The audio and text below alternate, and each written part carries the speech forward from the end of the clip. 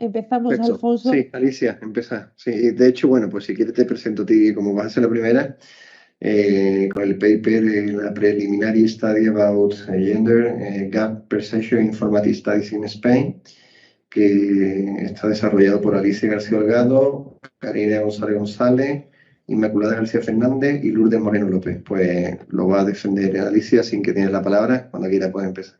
Perfecto, pues muchas gracias, Alfonso. Nosotros lo que hemos estado haciendo, lo que es el trabajo, se enmarca dentro de la Comisión de Mujer en Informática que está dentro de la Sociedad Científica de Informática de España, de la SCIE. Entonces, como yo en esta comisión estoy de vocal y realmente pues somos un conjunto de mujeres que forman parte de las diferentes sociedades científicas que conforman la SCIE. La SCIE es una sociedad de sociedades. Dentro de esta comisión, pues la primera acción que hemos llevado a cabo ha sido intentar, bueno, conocer o tener una versión preliminar de lo que era la percepción de las personas que trabajan en el ámbito de la investigación en informática en cuanto a la brecha de género. Entonces, bueno, pues aprovechamos que fue el CEDI, que es el congreso que se organiza en España a nivel de informática a nivel nacional, que se realiza cada 4 años, y aprovechamos que fue el año pasado en septiembre en Málaga para bueno, lanzar una encuesta que tenemos ya validada y que ya hemos probado en otras experiencias, pues hemos probado, recogido datos en Costa Rica, en Perú, en Argentina, en Brasil, en España, y lo que buscábamos pues era ver cuál era esa percepción, ¿no? Pues, ver cómo era esa idea o esa sensibilidad que tenían las personas que participaban o que participaban en el CEDI respecto a la brecha de género. Y en este sentido, bueno, pues recogimos una muestra relativamente significativa para lo que es el Congreso CEDI, que son más o menos unas 400, 500 personas. Aplicamos este cuestionario que se llama GENCE, que podéis buscarlo en internet o en el paper, que es Gender Perspective in Computer Engineering Questionnaire. Y un poquito, pues, las principales conclusiones o los principales resultados es que, bueno, pues las mujeres y las personas y los investigadores no binarios tienden más a estar de acuerdo que los hombres con que la brecha de género es un problema que debe abordarse en los estudios de ingeniería informática, ¿no? Esto es uno de los resultados destacables, ¿no? Hay más sensibilidad por parte de las mujeres respecto a los hombres para trabajar esto desde los estudios de informática y, por tanto, incorporar perspectivas de género, trabajar coeducación en estos ámbitos. Por otro lado, sí que ocurre también que los hombres y los investigadores no binarios están de acuerdo en que las mujeres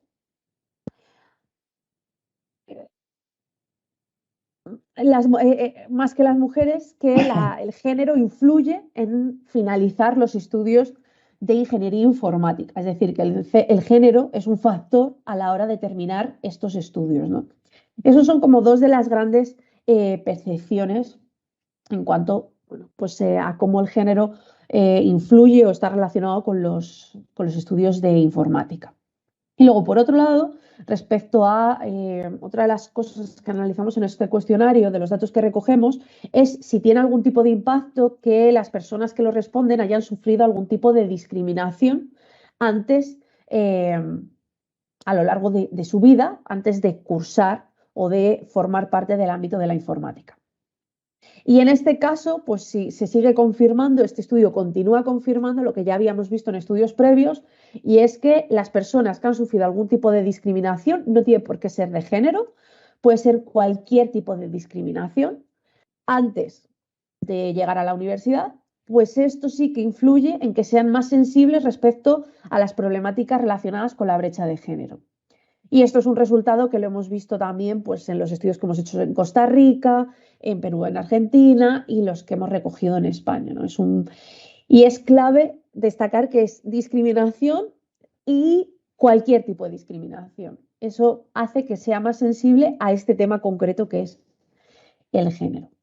Y bueno, pues hay algunos análisis más en el paper, pero Creo que con esto ya he cubierto de sobra 2 minutos y doy paso a la siguiente persona.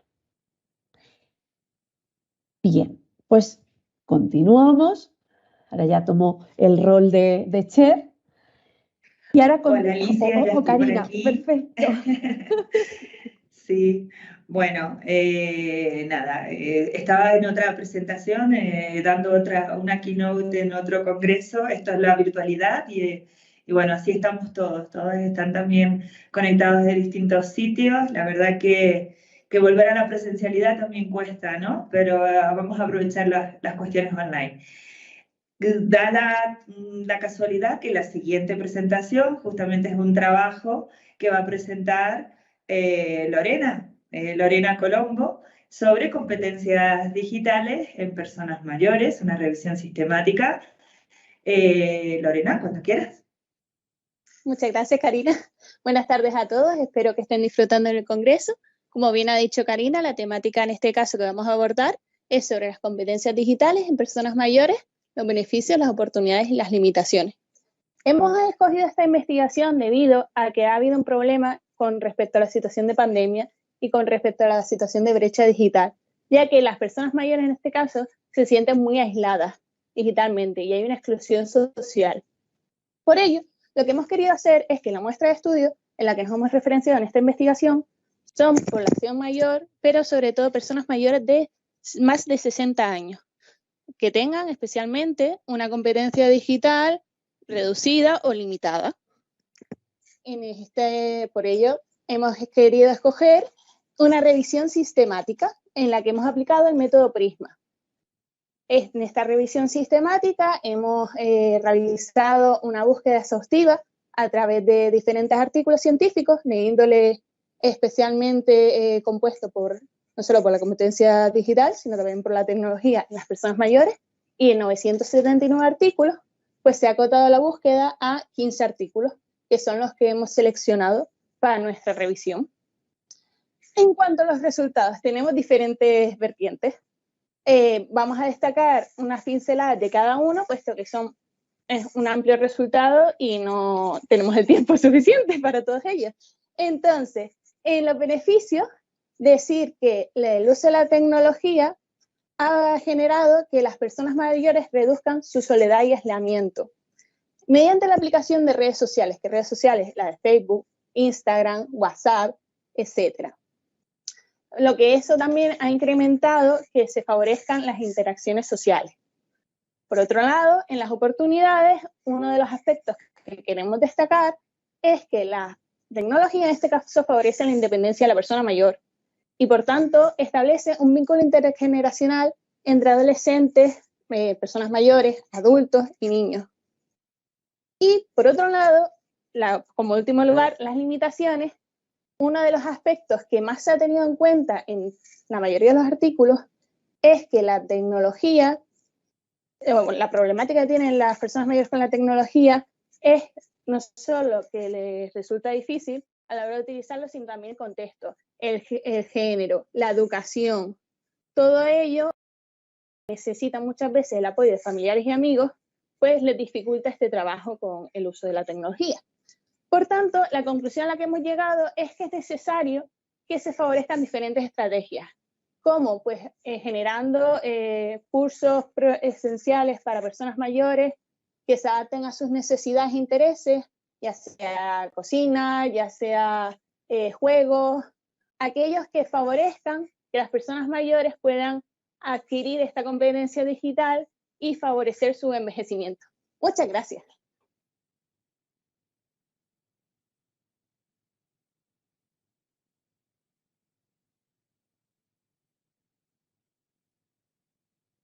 Muchas gracias, Lorena. Bueno, estaba ahí Alicia.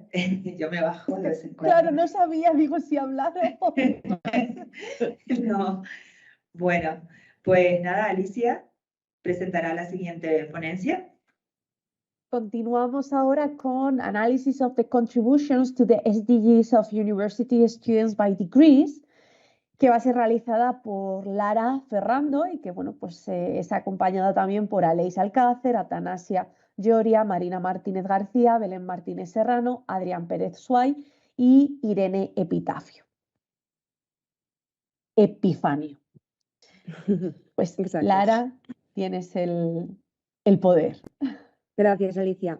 Bueno, pues voy a contaros un poco en qué ha consistido nuestro trabajo, donde lo que hicimos fue realizar una encuesta online para conocer la percepción sobre los diferentes conocimientos que tenían sobre los objetivos del desarrollo sostenible el alumnado que tenemos nosotros, los cuales pertenecían a diferentes áreas. Teníamos alumnado de medicina, de matemática computacional, de máster de matemática computacional, de ingenierías. Y bien, el objetivo no era conocer sus conocimientos solamente, sino que lo que queríamos era centrarnos en saber la opinión que ellos tenían acerca de la contribución que estos pueden aportar tanto desde su titulación como de la perspectiva ciudadana. Esto era como paso previo para poder hacer la integración de los objetivos del desarrollo sostenible en las asignaturas que damos nosotros clase. Así bien, en base a los resultados que hemos obtenido, hemos apreciado que hay autopercepciones que parecen diferir según las áreas de conocimiento donde se sitúa este estudiantado. Cabe destacar de forma muy positiva que el 96% del estudiantado al cual hemos encuestado opina que tanto desde su titulación como desde la ciudadanía pueden contribuir a los objetivos del desarrollo sostenible. Así pues, el objetivo donde piensan que más pueden contribuir desde los dos aspectos, tanto desde la titulación como desde la ciudadanía, sería el objetivo número 5, que corresponde al de la igualdad de género. Y eso, gracias. Muchas gracias, Lara. Ahora seguimos con Digital Competencies for Content Curation in the Open Education Framework. Va a presentar Manuelita Couch Wicap y está acompañada con autores como Susana del Río Urenda, Nicia Guillén Parrea, Estefanía Lema Moreira y Antonio González Grez. Ok, muchas gracias, Alicia. Bueno, mi nombre es Manuelita Concepción Cauich Wicap, soy del sur de México, de un estado que se llama Campeche, y el paper de nosotros les platico un poquito acerca de pues lo que nosotros realizamos con el objetivo de generar un modelo para desarrollar competencias digitales, informacionales y multimodales a partir de una medición y de una comparación del dominio de competencias digitales en estudiantes universitarios. La finalidad o es el inicio de muchos, de la idea original que nosotros tenemos para detectar directamente en estudiantes universitarios. Esta muestra que nosotros obtuvimos fue 217 estudiantes de universidades de México y de España, ¿no? Entonces, detectar sobre todo en la aplicación con este instrumento que nosotros estuvimos piloteando, pudimos visualizar los resultados a grandes rasgos dentro de los estudiantes que poseen no solamente el ordenador, el teléfono móvil, sino también algunas herramientas que pues no pudimos desglosar en el paper extenso. Tenemos pues un poquito más distribuido las competencias que pudimos visualizar para llevarnos a un modelo de curación de contenidos e instaurarlo directamente en cada una de nuestras universidades, porque se generan en cada una de las universidades bastante material, ¿no? Que los chicos generan, y que a través de la detección de competencias digitales nosotros podemos generar curadores de contenido, ¿no? Que se puedan instaurar en cada una de nuestras universidades. Y ese es el sentido de nuestro paper a grandes rasgos. Es bastante breve porque no sé, me presionan los 2 minutos, pero es bastante interesante cada una de las temáticas de los papers. Muchísimas gracias. Muchas gracias, Manuelita. Ahora damos paso a Universal Design for Learning at the University, Training and Technological Resources Applied. Y nos va a presentar el trabajo Alejandro Lorenzo Lledó, acompañado también por Asunción Lledó Carreres. Muchas gracias. Nuestra investigación se centra en el diseño universal para el aprendizaje, que en España la vigente legislación es uno de los referentes para el diseño curricular de de las actividades, tanto en infantil como en primaria, y nos centramos en analizar la formación y la implantación del DUA en el caso concreto de la Universidad de Alicante. Recogimos muestra del grado de maestro de infantil y de primaria, centrándonos en los futuros maestros, y elaboramos un cuestionario que está dividido en varias partes, porque esta investigación se deriva de un proyecto de investigación en docencia universitaria que, en fin, del cual se derivan varias investigaciones, pero en esta comunicación nos centramos en la formación y en los recursos tecnológicos para una de los principios del DUA, que me imagino que sabréis que hay 3 principios con sus diferentes pautas y puntos de verificación. En la investigación nos hemos centrado específicamente en las formas de representación. Y pasando ya a los resultados, constatamos que los futuros maestros, futuras maestras, pues tienen un desconocimiento del concepto del diseño universal para el aprendizaje, mayoritariamente. No han recibido formación para la aplicación futura en su ejercicio docente, y perciben que son mayoritariamente poco o nada competentes para su aplicación. En relación al segundo objetivo, que es los recursos tecnológicos que se están utilizando en la Universidad de Alicante en la implantación del DUA, en cuanto a la primera subdimensión del cuestionario, que es percepción, el recurso que más se utiliza es YouTube, Canva, seguido de otras aplicaciones como por ejemplo Geniali o Prezi. En la siguiente subdimensión, centrada en el lenguaje, expresiones matemáticas y símbolos, el recurso tecnológico más utilizado es Word Reference, y en la tercera de las subdimensiones, en la comprensión, el recurso más utilizado son los códigos QR, ¿no? Entonces, llegando a modo de conclusión, hay que avanzar en la formación del diseño universal para el aprendizaje, y se ha constatado que no es muy frecuente el uso de recursos tecnológicos para atender a la diversidad del alumnado, y se han detectado algunas de las aplicaciones más frecuentes en esta dimensión de representación. Y hasta aquí. Muchas gracias, Alejandro. Continuamos con Providing Female Role Models in STEM Higher Education Careers, a Teaching Experience. Va a ser presentado por Encina Calvo Iglesias y está coautorizado por Eva Cernadas García y Manuel Fernández Delgado. Hola, buenas noches. Bueno, agradecer la organización de esta mesa, ¿no?, que me parece muy interesante, y también a los otros ponentes pues su charla. Bueno, en esta comunicación nosotros lo que presentamos son actividades que hemos realizado dentro de nuestro grupo de innovación docente, y que, como dice el nombre de la comunicación, pues se dirigen a proporcionar estos role models que son tan importantes en las profesiones STEM femeninos, ¿no?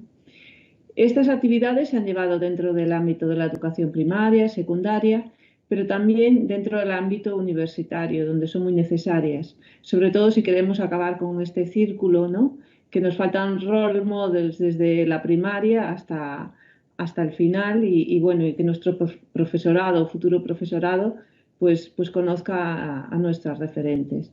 Entonces, en la comunicación lo que presentamos son actividades que hemos llevado tanto en el grado de Ingeniería Química, visibilizando a las mujeres a través del aula virtual o en Wikipedia, y también dentro de los grados de Matemáticas y Física, donde además de incluir a estas referentes femeninas en las transparencias, en el material de clase, etcétera, pues también se han elaborado distintas actividades, como por ejemplo un abecedario de mujeres informáticas, para que nuestras alumnas y alumnos pues, conozcan a las mujeres de esta profesión que han contribuido de forma tan importante y de esta forma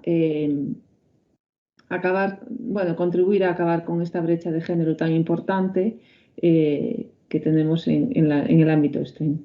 Bueno, y muchas gracias. Con eso pues me despido. Gracias. Muchas gracias, Encina. Seguimos con el penúltimo trabajo, que es Use of ICT Tools in Career Education in Peru during the COVID-19 pandemic. Va a ser presentado por Pablo Rubio y comparte coautoría con Diego Vergara, Norberto Román, Ronald Melgarejo, Álvaro Antón y Pablo Fernández. Y presenta a Pablo Fernández, no Rubio. Muchísimas gracias, Alicia. Bueno, el objetivo de esta primera investigación por nuestra parte era el análisis de las necesidades que habían tenido los docentes universitarios en Perú durante la pandemia. También fuimos capaces de encuestar, porque los resultados obtenidos fueron a través de encuesta, a algunos docentes de otros países, pero siendo conscientes de que necesitábamos obtener más información, ya que no había muchos estudios con respecto a Perú, la población objetivo fue esa. Fuimos capaces de recibir una población de en torno a 116 profesores universitarios y lo que buscábamos era saber qué conocimiento tenían, qué formación y qué valoración tenían los docentes con respecto a las TICs. Buscábamos también qué impacto había tenido la migración digital tan abrupta a lo largo de la pandemia y buscábamos encontrar o intentar identificar diferencias significativas entre los profesores y las profesoras en cuanto al uso de las TICs durante la pandemia.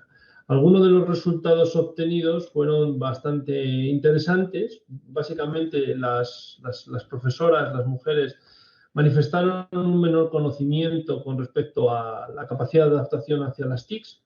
También manifestaron que habían utilizado menos esas herramientas a lo largo de la pandemia y tenían una menor valoración, obviamente, hacia las mismas. También encontramos que en cuanto a la frecuencia de uso, pues evidentemente la frecuencia de uso había aumentado considerablemente durante la pandemia y de forma general, tanto hombres como mujeres básicamente tenían una implicación muy grande con respecto al uso de las TICs. Sin embargo, las tasas de aumento eran un poquito mayores en las mujeres en todas las áreas, ¿bien? Aunque es verdad que la diferencia no llegaba a ser significativa. Conclusiones, bueno, pues muy breves, que evidentemente la migración digital ha sido algo abrupto, ha sido algo que nos ha hecho cambiar el modelo de aprendizaje, el paradigma educativo, que evidentemente la frecuencia ha sido mayor y que evidentemente no todos los países han adaptado igual, porque si comparamos estudios en España o en otros países latinoamericanos, pues evidentemente las conclusiones son distintas.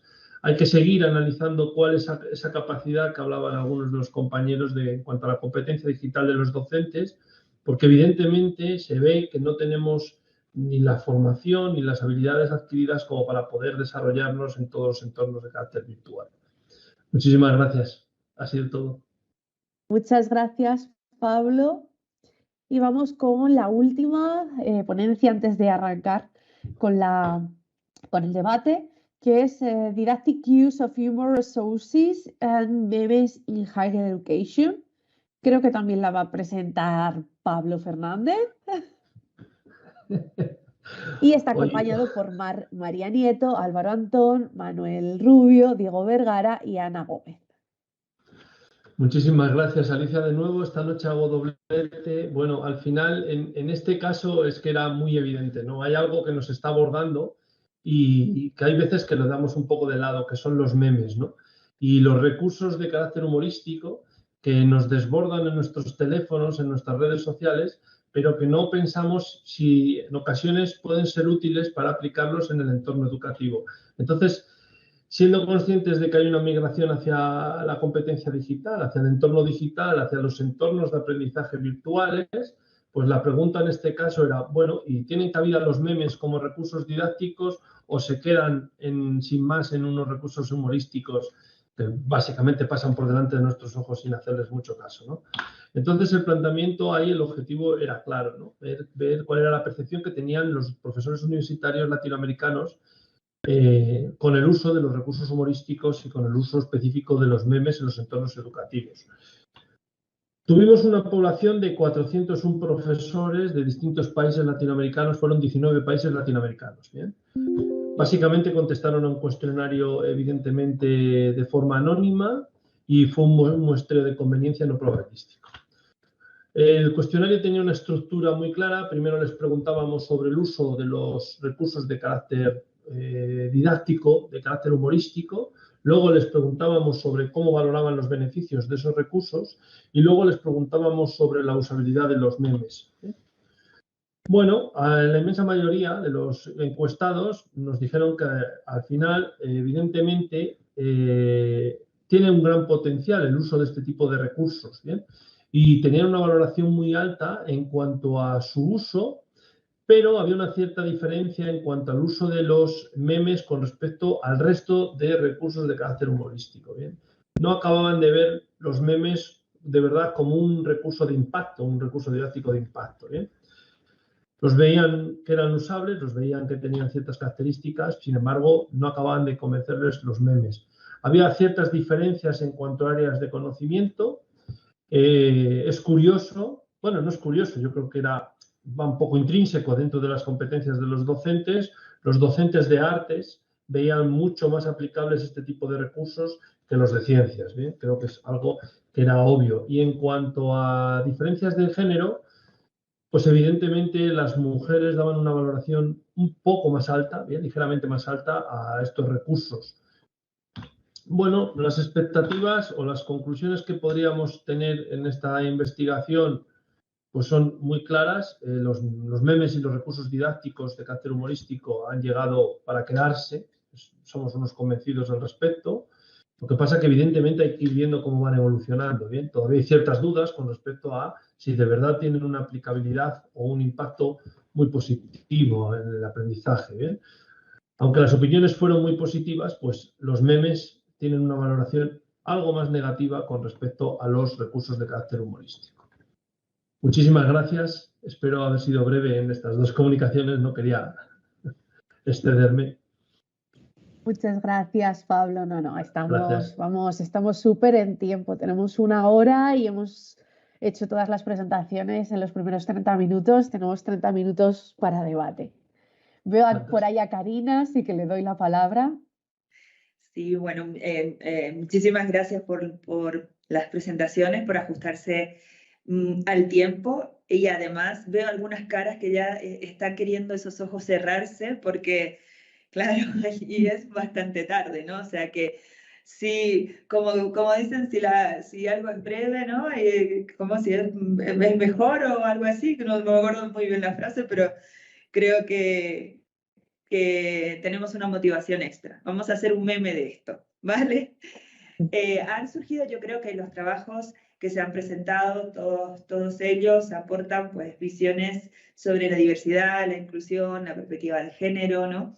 Y suscitan pues una serie de reflexiones y de preguntas, ¿no? Sobre todo, una de las grandes cuestiones, han hablado de temas tanto de metodológicos como de brecha digital. Pues a mí me gustaría pues ahondar un poquito más en ello. Incluso alguna investigación comentó que, por ejemplo, en la pandemia, pues las mujeres tenían menos competencias que los hombres, etcétera, ¿no? Quisiera un poquito andar sobre este tema, que es un tema que nos preocupa, y que comentaran un poquito desde su opinión cuáles son los retos que tenemos, cuáles son los principales desafíos y los principales retos que tenemos para poder pues, avanzar en la disminución de esa brecha digital y esa brecha también social, educativa, de competencias, etcétera, porque sabemos que afectan varias cuestiones, ¿no? Entonces, pues, quien quiera tomar la palabra.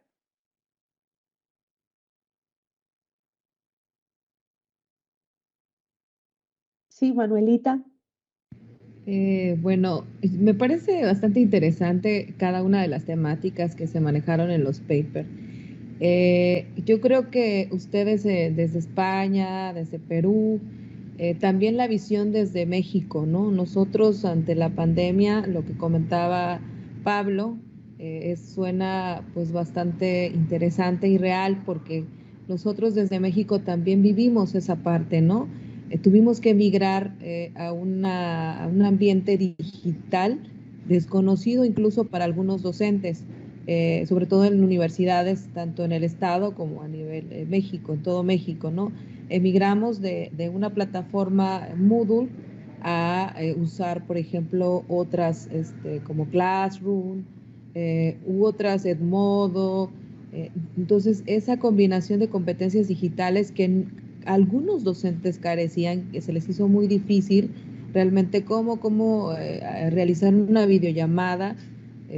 A mí me tocó incluso asesorar a algunos compañeros para lograr la certificación en nivel 1 en Google for Education, ¿no? En la Google Suite, en las herramientas de la Google Suite que estaban a la mano y que realmente no las usaban. Esa es la realidad, no las usaban. Y que algunos sí tuvimos que acompañar, darles acompañamiento a los profesores para iniciar una videollamada, utilizar otros recursos tecnológicos, ¿no? Que ante la pandemia fue inminente. Esta situación, yo creo que fue a nivel mundial, a nivel docencia, en diferentes áreas, no medicina u otras áreas, donde la digitalización estuvo presente, ¿no? Y que aún continúa porque la seguimos usando. Entonces, a raíz de ello, me parece interesante las contribuciones de cada uno y eso es en cuanto a las competencias. No sé si, porque en cuanto a perspectiva de género, en la universidad estamos empezando apenas, no se ha utilizado en el ámbito digital, sin embargo, se están manejando todavía. Me parece muy interesante la propuesta de Alicia respecto a lo que ella comentaba en su paper, que me gustaría, pues no sé, trabajarlo en la universidad donde estoy, en México. Y lo que decía Pablo de los memes, nosotros usamos stickers y utilizamos memes como recurso didáctico, incluso yo en los post-its, de diferentes tamaños, y los uso como recurso didáctico. De forma presencial me había tocado experimentarlo, y en diferentes tamaños, ¿no? Agarro los memes, entonces es un recurso didáctico que en lo particular a mí me ha funcionado, y pues sería mi comentario, ¿no? No sé si de aquí partimos para ampliar nuestra brecha de investigación, igual lo que Lorena comparte, que tampoco en México se han realizado estudios respecto al ámbito de los adultos, ¿no?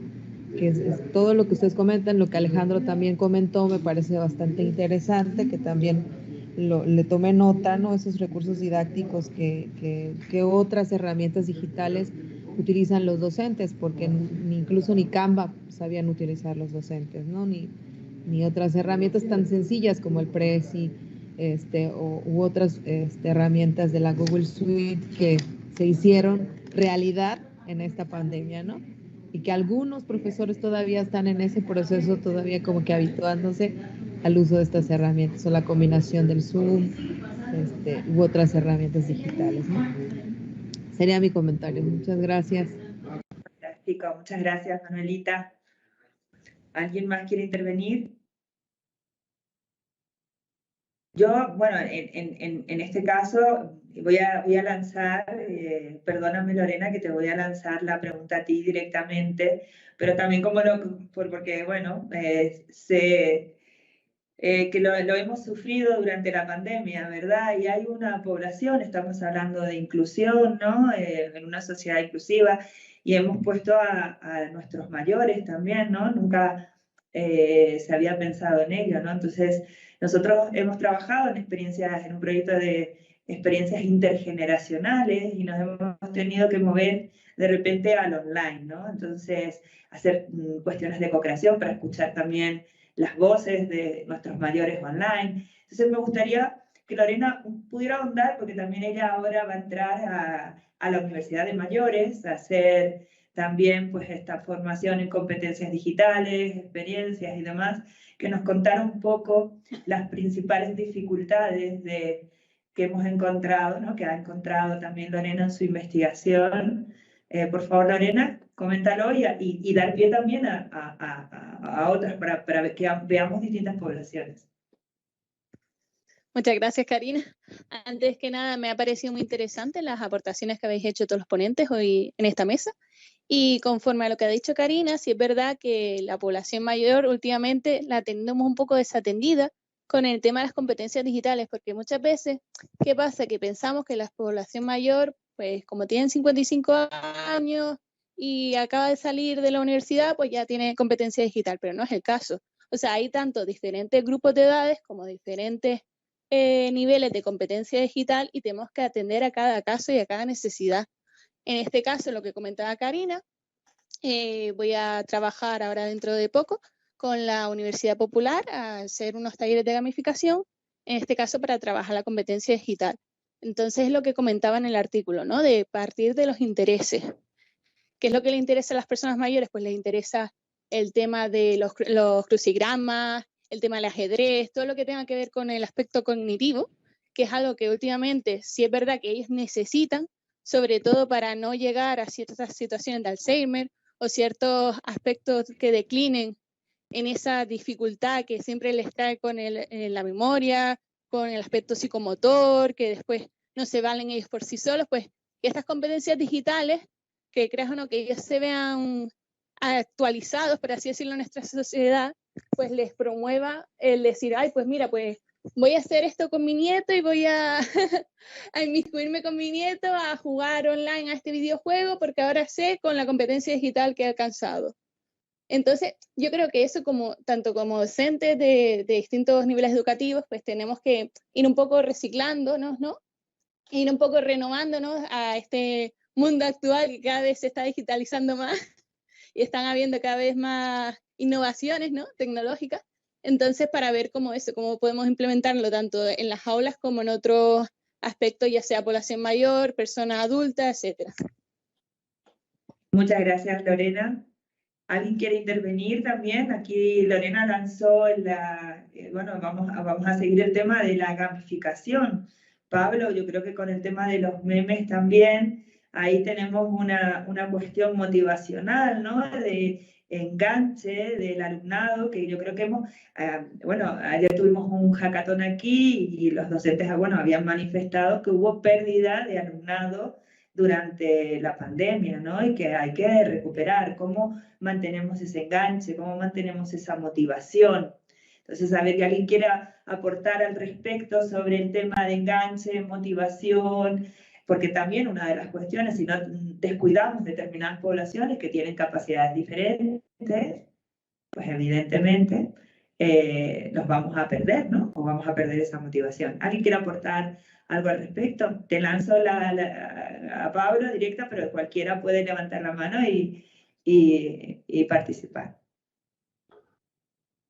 Muchísimas gracias. Bueno, yo creo que soy un poco crítico al respecto porque al final, durante la pandemia, todos hemos sido muy empáticos, todos hemos tenido unos niveles de inteligencia emocional muy alta, hemos sabido ponernos en el lugar de los demás. Sin embargo, hemos sabido afrontar el reto de la digitalización. Sin embargo, ha pasado la pandemia y hemos vuelto a la normalidad. Es decir, se nos ha olvidado que hay unas personas mayores, como decía una de las ponentes, que tienen una competencia digital muy baja y hay que reforzarla. Se nos ha olvidado la competencia digital de otros docentes. Se nos ha olvidado la diferencia de género en muchas de nuestras titulaciones y se nos ha olvidado también el engagement, se nos ha olvidado cómo motivar a nuestros alumnos, etc. Han sido momentos en los que teníamos una capacidad de saber qué le ocurría al otro durante la pandemia muy grande. Sin embargo, ahora ya mis alumnos si quieren que vengan, si no que no vengan, y si el profesor se pone malo es su problema. Entonces, creo que hay que volver hacia esos valores de pandemia. Hay que fomentar principalmente el training. Los docentes hemos hecho el reto de pasarnos a la digitalización, pero como decía Manuelita, pues algunos lo han hecho como han podido, otros han certificado, otros no, pero ahora queda mucho por andar y si no, volveremos a lo de antes. Entonces, al final yo creo que es cultural, es que de verdad todos interioricemos que hay que hacerlo.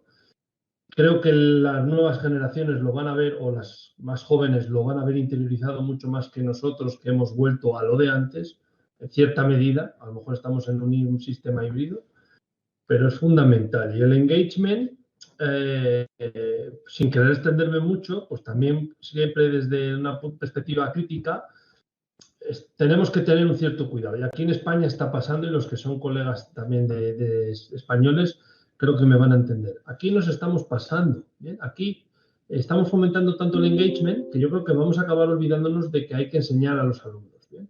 Entonces hay que mantener un equilibrio. Una cosa es fomentar el engagement, y me parece fantástico, y soy un partidario de la gamificación, de la realidad virtual, etcétera, pero hay que mantener un cierto equilibrio. Entonces hay que ser conscientes de que habrá que exigir un cierto nivel y que habrá que exigir un cierto esfuerzo, porque si no, llegaremos a un momento en que básicamente lo que haremos es entretener y evitar que los alumnos se frustren, evitar que no tengan problemas, etcétera. Pero hay que aprender y hay que también mostrar esa cultura del esfuerzo, porque llevamos muchos años mostrándole lo de si te esfuerzas va a haber éxito, pero hoy en día también hay que enseñarles de que a lo mejor te vas a esforzar y no va a haber éxito, o no va a ser tan grande como que tú te esperas. Esa es mi reflexión un poco general. Muchas gracias, Pablo.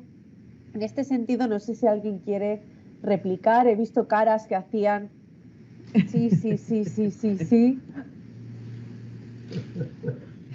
No, en este sentido, tú hablabas, Pablo, de una de las ponencias que presentabas, hablabas, bueno, por un lado del el engagement con los memes y el uso de recursos de humor, ¿no? Que luego comentaba Manuelita que pues, el uso de stickers y estas cosas se utiliza, y en contextos de investigación, de gamificación, pues el uso de los budgets, de todas estas cosas más visuales, ¿no?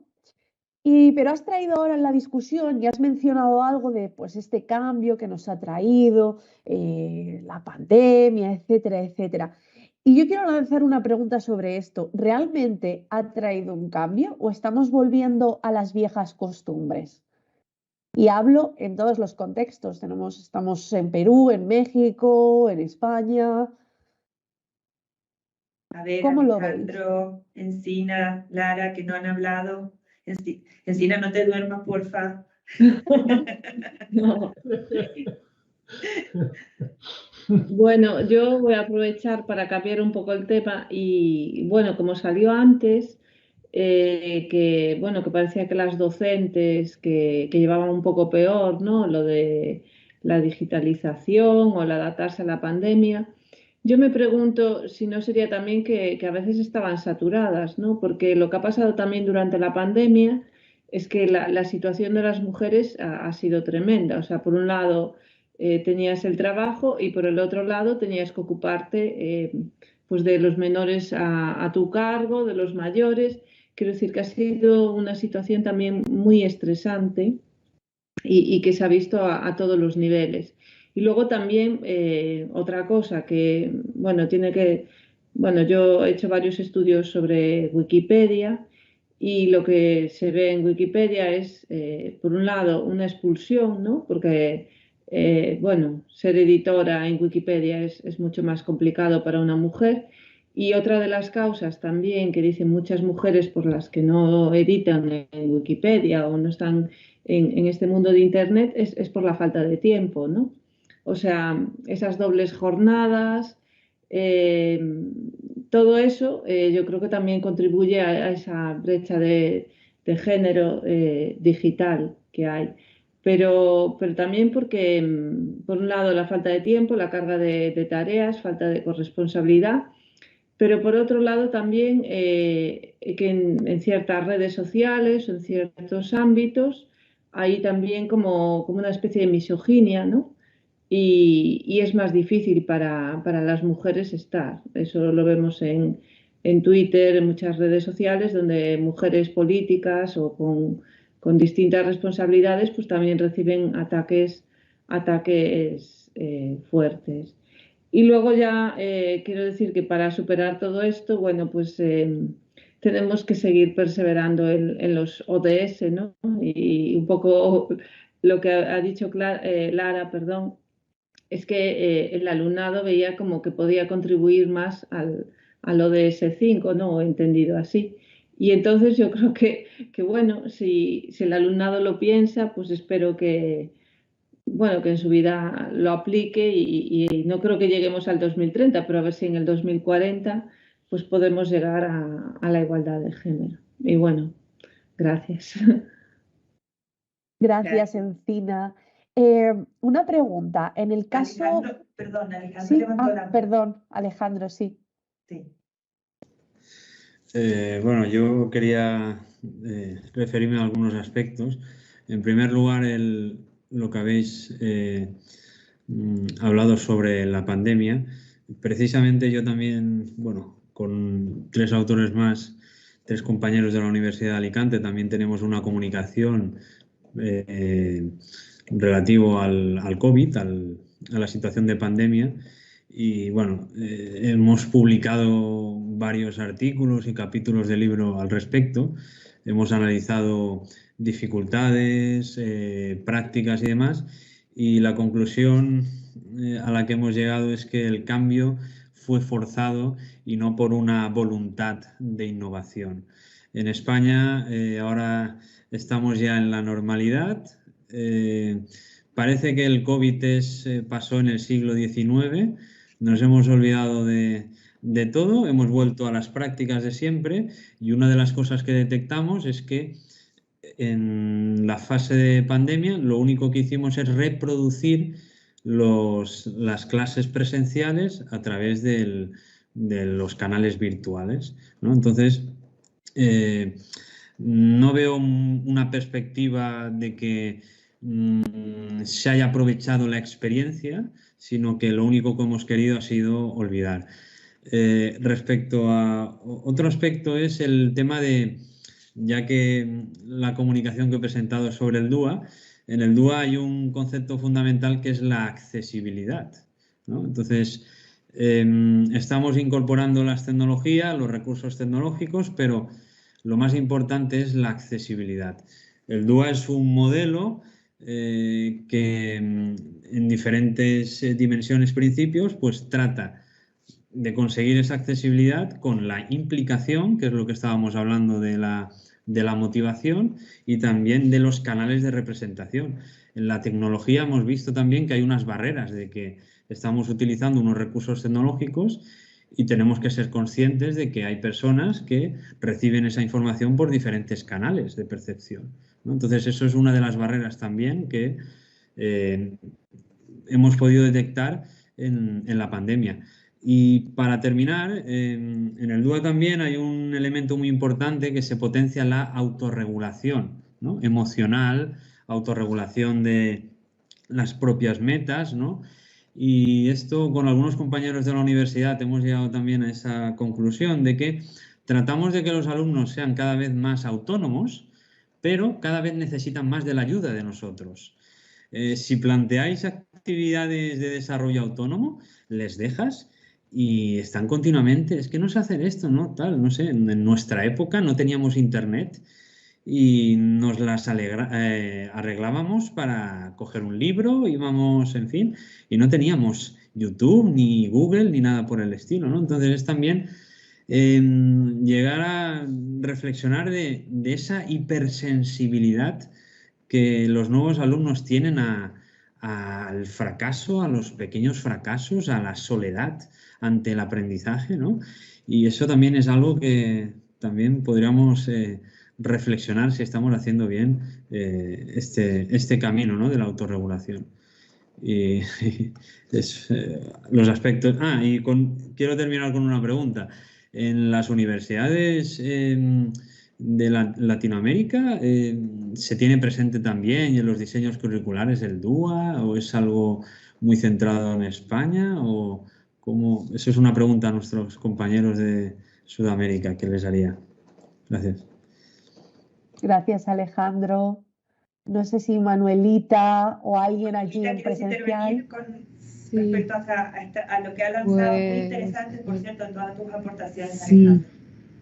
Pues mira, Alejandro, en realidad no pudiera decirte que el DUA realmente lo desconocemos, ¿no?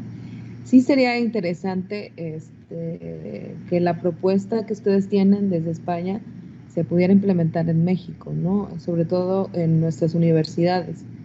No sé qué tan posible sea que esta dinámica que nos ha aperturado un panorama internacional con diferentes contextos pudiera generar otros ámbitos ampliando nuestra visión de investigación, ¿no? Como investigadores, las propuestas de cada uno de ustedes me parecen muy interesantes, ¿no? No sé si les dejo mi número de teléfono por Telegram, por WhatsApp, ¿no? Entonces podemos pues intercambiar este tipo de ideas, pero no en México no pudiéramos hablar del DUA, ¿no? Hasta el momento no. Sí sería una buena propuesta, ya que tú lo has piloteado, lo estás manejando en un ámbito y en un contexto desde España, ¿no? ¿Y qué pasaría en un contexto hablando de México, ¿no? Una propuesta igual, les dejo mi número para cualquier, si te interesa, ¿no? Y el de todos, ¿no? Gracias, Manuelita. Tal vez podría ser un tema para abordar e incluir un poquito más en las jornadas del año que viene, ¿no? En este espacio que al final estamos creando una sinergia y unas redes Latinoamérica, España, una red más bien iberoamericana, pues ver cómo abordar, ¿no? Y cómo trabajar, porque al final cuando hablamos de diseño universal en educación, y a mí me preocupaban los resultados que decía Alejandro, ¿no? Que bueno, pues que no hay tanto conocimiento, ¿no? Por parte del profesorado, era una de las conclusiones que nos dejabas ver, no hay tanto conocimiento. Y a nosotras, a Karina y a mí, cuando estamos trabajando temas de trabajar aspectos coeducativos en el aula, que no es lo mismo, pero al final, en cierto sentido, va buscando crear esas aulas y esos espacios que sean para todas las personas, ¿no?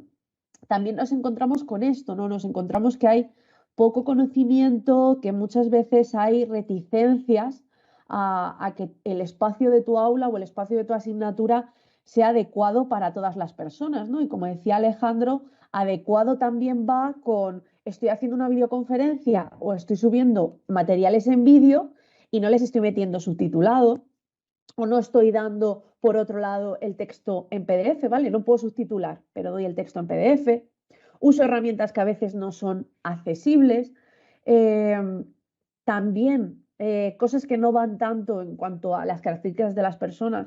Uso herramientas que son a lo mejor de pago y que mis alumnos y mis alumnas no podrían acceder si yo no consigo proporcionárselas. Y ahí ya estoy hablando de inclusión en un amplio espectro, ¿no? Con la parte socioeconómica por detrás. No podemos dar por hecho que alguien que estudia en la universidad tiene los recursos necesarios para hacer todo lo que querríamos, ¿no?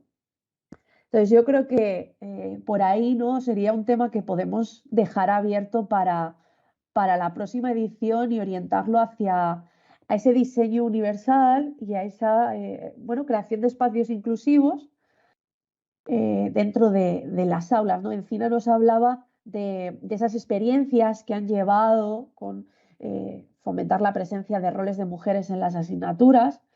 Yo no sé si ya tenemos tiempo, pero es otro tipo de maneras ya tenemos que ir cerrando, pero de la cerrar. verdad que Yo creo sí. que en ese aspecto también nos habla de percepciones y de ver también cómo el alumnado acepta esto, porque a lo mejor el profesorado, si aplicara diseño universal, el alumno tampoco lo percibiría, solo aquellas personas que, o cuando creamos los espacios coeducativos, pues ¿quién lo percibe? Pues quien en algún momento ha visto que no tenía el espacio en ese aula, ¿no?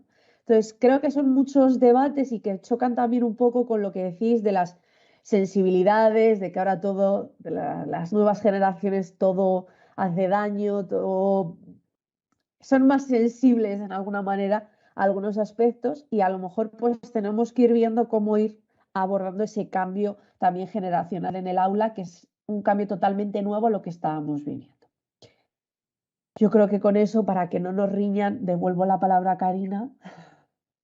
No, ¿cómo vamos a reñir? Además que vamos, aquí han aguantado como campeones desde el otro lado del charco, estamos compartiendo, ha sido muy fructífera, creo, la discusión, tanto la presentación de los artículos como la discusión, y hemos dejado pues las líneas abiertas para seguir investigando, seguir trabajando y haciendo comunidad y aprendiendo los unos de los otros. O sea que creo que hemos conseguido el objetivo. Muchísimas gracias a todos y a todas y nos vemos en la siguiente edición, ¿vale? Muchas gracias. Muchas gracias. Que siga bien el congreso en las sesiones que quedan. Gracias. Gracias.